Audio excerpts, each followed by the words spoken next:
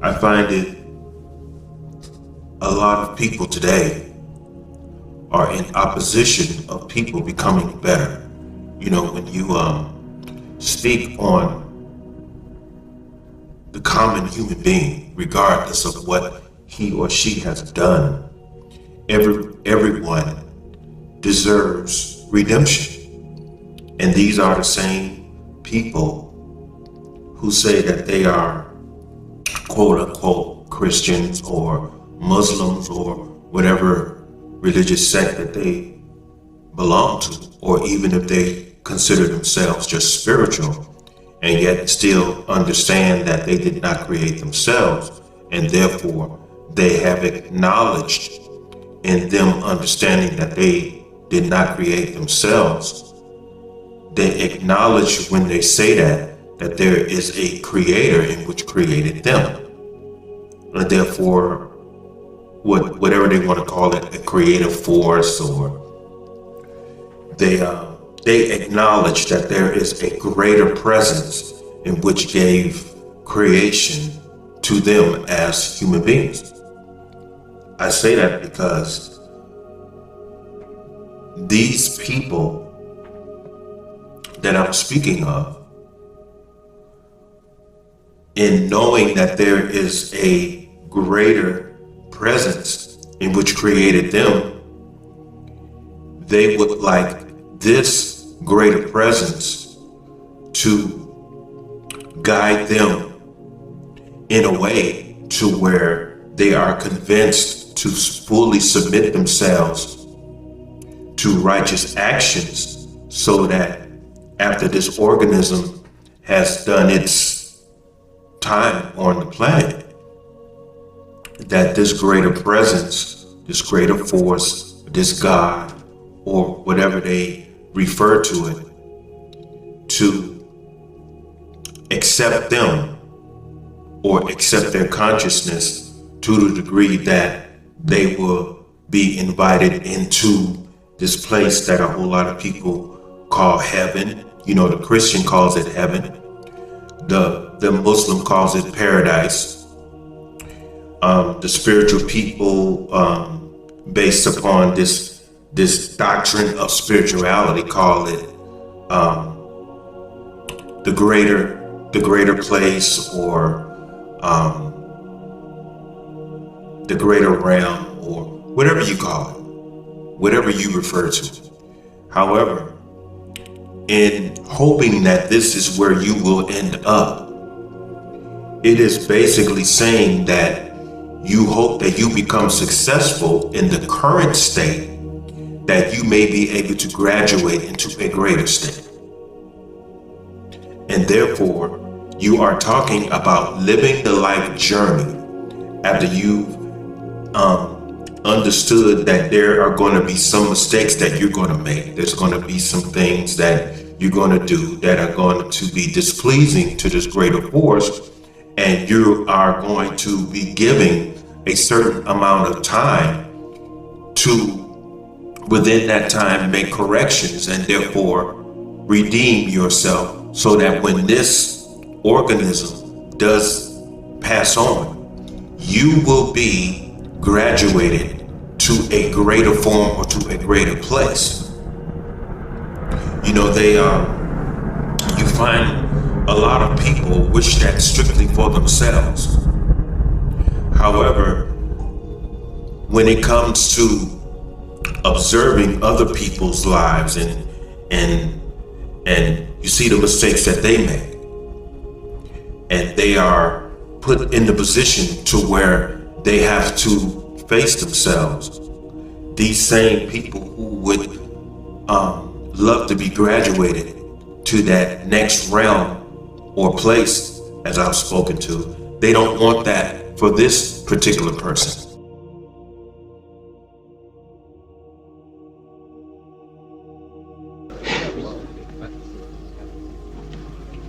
What is the heart of the law? Hear, O Israel, thou shalt love the Lord thy God with all thy heart, with all thy soul, with all thy strength. This is the greatest commandment. You said well. You're not far from the kingdom of God, Joseph of Arimathea. But there is another commandment, no less great. You must love your neighbor as yourself. But who is my neighbor? No! Stop her! You can't come in! This is no place for the likes of you! What's the matter?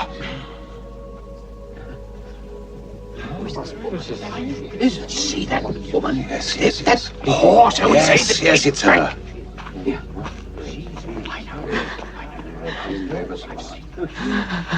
What is she doing?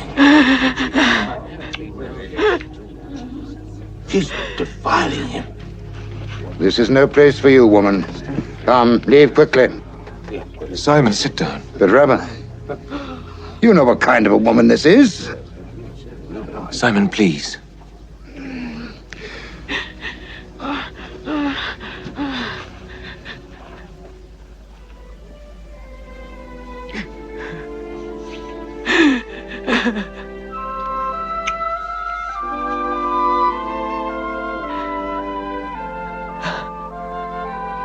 Simon, when I came into your house, you didn't pour water over my feet, or kiss me in greeting, or anoint my head with oil.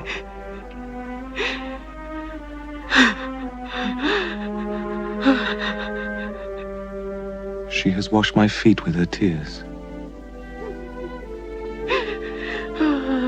and dried them with her hair, and anointed them.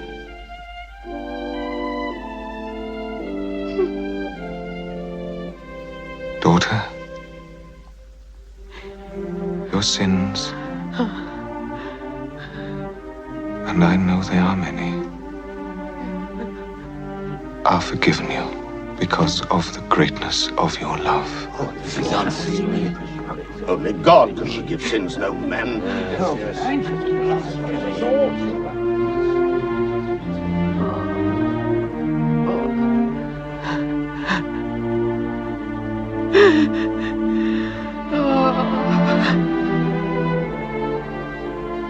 Your faith has saved you.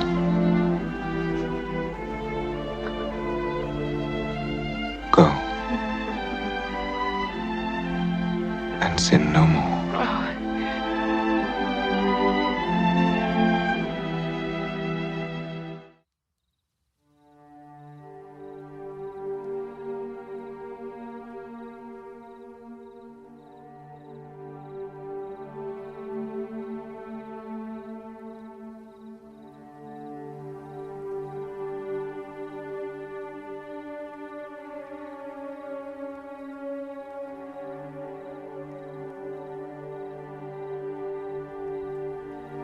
When I was in the fields, the footage that you saw before this video, the mentality that the church had back in those days is no distinction than the mentality that you see this day.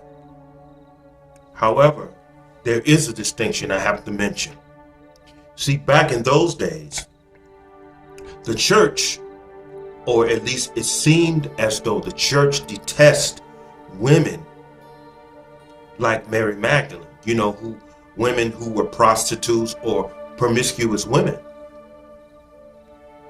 And so according to the footage,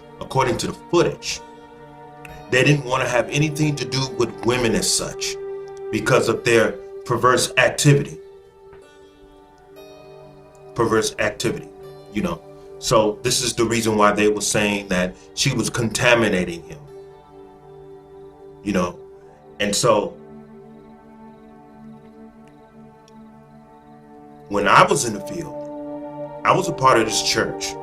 It was called Second Baptist Church. Even though it was called a church, just about everyone in there, from the pastor all the way down to the deacons, they had their little personal offices. So to me, as I was telling them, this is not a church, this is an institution. And I'm like, what the hell are you doing with an office as a deacon? What are you doing with an office? Sitting behind a desk. That's an institution. That's not a church. So whenever the women would decide to get off the streets of the West Side and venture into the churches to change their lives, when they stood up and they gave what they call a testimony of their past life and also their current life, and they told everybody in the congregation that I used to be on the street, I used to sell my body, or I'm currently selling my body on the streets, and I want to make a change. I'm here because I want to get my life together. I want to make a change. And so that's one of the reasons why I'm here. So when the pastors would get up after they preach, based upon the people's testimony, primarily the women who were coming off the streets, they would craft their sermon based upon the people's testimony, which is just another form of manipulation, because of some of the things that were saying was attracting the women not to give themselves to God, but to trust in these pastors in order to be their guideline for the sake of changing their lives. And when I pointed this out to the pastors and the deacons in there, of course, I was mocked. No big deal. I'm always being mocked. And so as time went on, whenever the women would come off the streets and they would try to change their lives, for a good amount of time, a lot of these women were being taken advantage of in these little offices that they had. They would have these women make an appointment with them to come and talk to them in their office, and they were going to give them counsel. They were going to give them good counsel. And so a lot of times when these women would show up, a lot of these so-called men of God would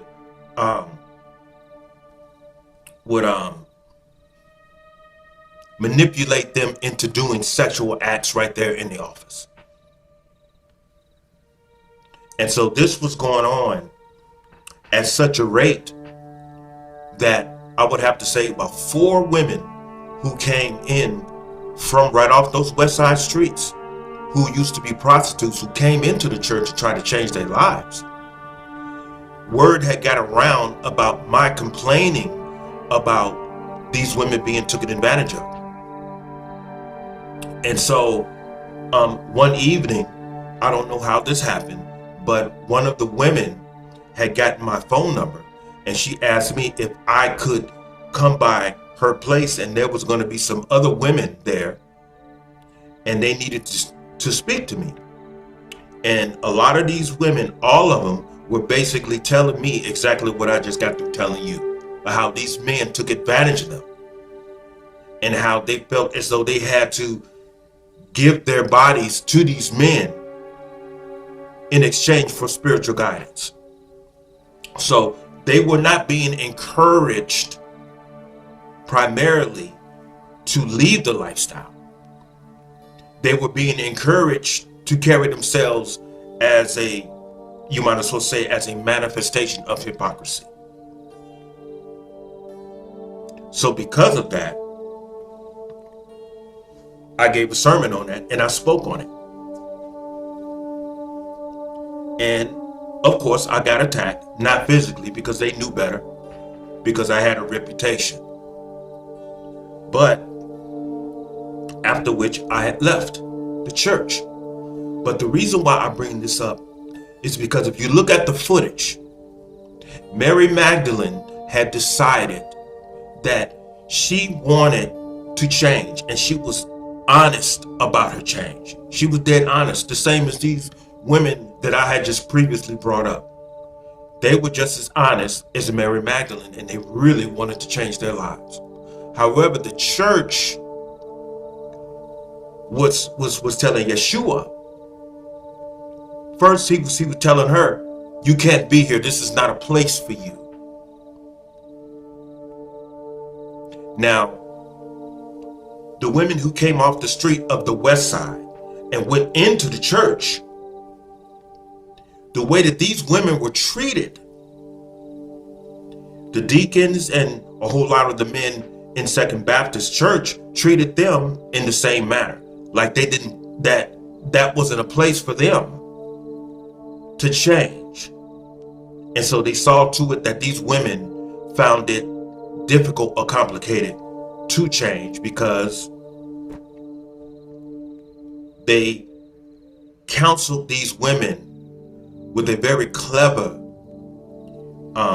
dialogue to get these women to have confidence in them and to sleep with them in exchange, as I said before, for spiritual guidance.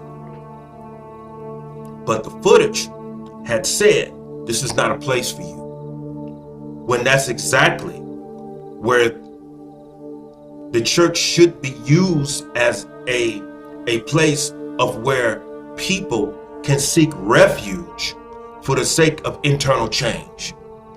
That's what the church was designed for. That's what it was designed for. However, a lot of men in these institutions negate the whole purpose of the church. And this is why Yeshua has said, this is a house of prayer and therefore a house of refuge, but you have turned it in to a den of thieves.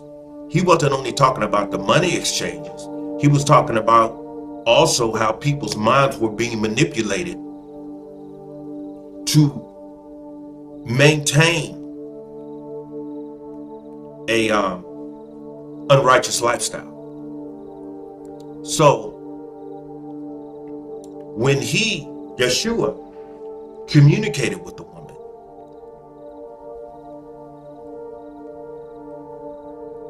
of course, this is another thing that I had brought up, and this was not in the movie. Primarily, you can look this up in the scriptures. He called her daughter, and I was telling them during my sermon that when these women who come in the church with this spiritual disease that is activating inside of them, you are supposed to embrace these women as though these women are your daughters. As a matter of fact, these women are your daughters. And therefore you should care, you should love and care for them as though these are your daughters. That's the type of relationship that you're supposed to have with these women. You're not supposed to take them back in your office and bend them over the damn desk. That's not the type of relationship that you're supposed to have with them. That's in opposition of the purpose of why they even came to you. And that's the relationship that Yeshua developed with Sister Mary Magdalene. However, the church has always took advantage of these women's past. And these women come into the church and they want that demonic spirit that is activating in them. They want that spirit turned completely off. So they have faith in the wrong source. They have faith in these men. And these men took advantage of them. And as Yeshua told her, your faith have made you whole. Your faith have saved you. It's you. Once you totally make up your mind that you are willing to live a better life, then you have already changed. You're already saved from your past. That's your past now. That's not who you are. You died to that person. However, a whole lot of the men in the church were trying to keep that woman who was walking those streets out there on the west side. They were keeping that part of these women living. And so when I went and I met up with these women, they were all telling me I came there because I wanted to give my life over to Christ. And a whole lot of these men took advantage of us, and we ended up sleeping with them in their office. And they forced us to bargain with them so that we will get spiritual guidance. And when a woman is desperate and they really want to change, sometimes a woman's honesty will sometimes make her blind if she's conversing with the wrong type of so-called human being. So the whole point of this video is, it's not the person, it's what is activating inside of them. Like I said, everyone deserves redemption. Everyone deserves it. And redemption starts from within. And once you receive the counsel and you have the determination and the faith and the confidence to end that part of yourself, that is where the transformation begins. And you become new. And you become new. It's a form of the beautiful death. It's a form of the beautiful death. Like he said, your faith have saved you. Go and sin no more. Your faith have saved you. And maintain that faith from this point on, and never succumb to those demonic activities that was ruling you previously.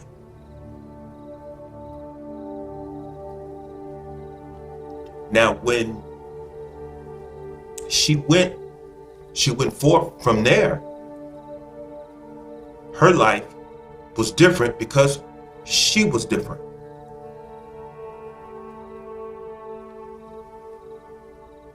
He said, go and sin no more. And of course, I'm pretty certain that due to the fact that she had such a reputation, a lot of people was approaching her, but she decided not to die again. She decided to live and to move forward. I bring all of this up because, as I said before, everyone deserves redemption. Everyone. I hear a lot of people bringing up not only Mr. Combs, but what's her name, Cassie? And how she's changed her life, but she's still this, she's still that, she's still this, she's still a hoe. You sound like the church. How do you know if she's honestly changed her life or not? And you're not her. Only she would know if she is in fact honest in her transformation. You cannot stand on the outside of her and know instinctively and absolutely if she's changed or not, because you're not her. And the problem that we have as human beings is that we condemn the human being with the demonic force that is ruling them. When Yeshua had came upon the young man who had those demons in him, he told the demons to leave him. And when the demons left him, the young man was fine.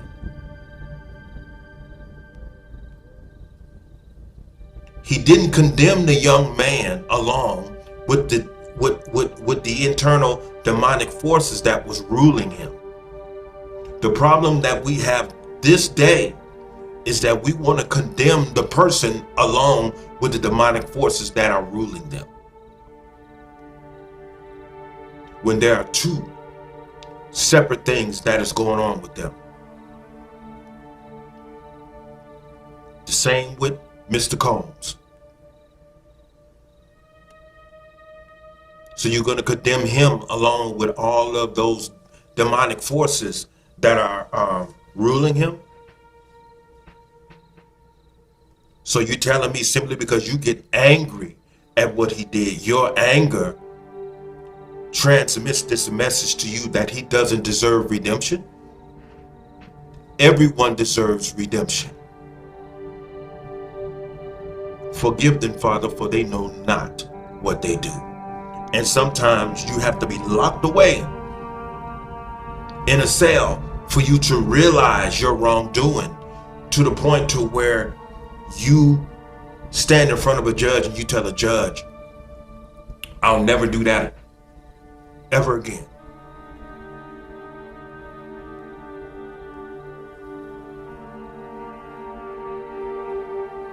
A lot of people are angry with the judge. I think what the judge did was give him enough time to redeem himself, that when he does get out, he will present himself as a changed man. It takes time for us to resolve our inner turmoil. This is the reason why the Creator gave us a grace period. That's the way that you're saved. That is the way that humanity was saved. I mean, I know this young lady who sells her body on the street, on a street out here called Boulder Highway. Her name is Vanessa. She just not too long got baptized, but she's back out there on the streets.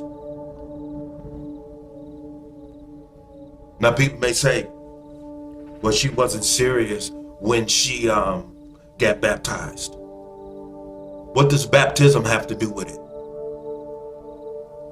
Change comes from within, not being dipped in some water. Change derives from within. It starts here, within. Simply because you've been baptized, it don't mean you right. Because when I was coming up, I used to hear a whole lot of people talk about, I'm going to be rebaptized. Find me that in your book. Rebaptized? So you mean to tell me what John the Baptist was performing and what he taught wasn't real? You have to do it once or twice and all that? Is this the reason why y'all say that you're saints? Praise the Lord, saints, but you say you a sinner as well? You're either a saint or a sinner. There's no gray area. And if due to the fact that you say that you're a saint and a sinner, it means that you are a hypocrite.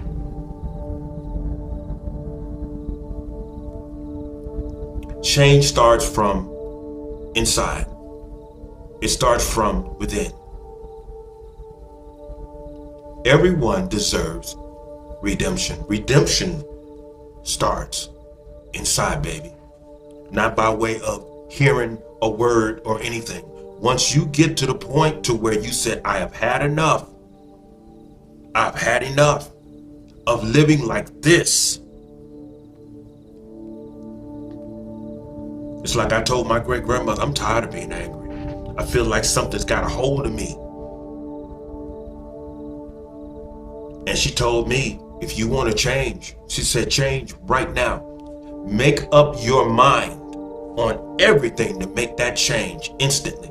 Go and sin no more.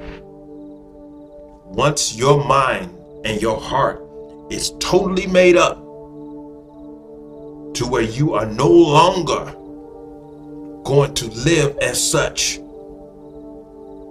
that's when the transformation begins and it ends right there.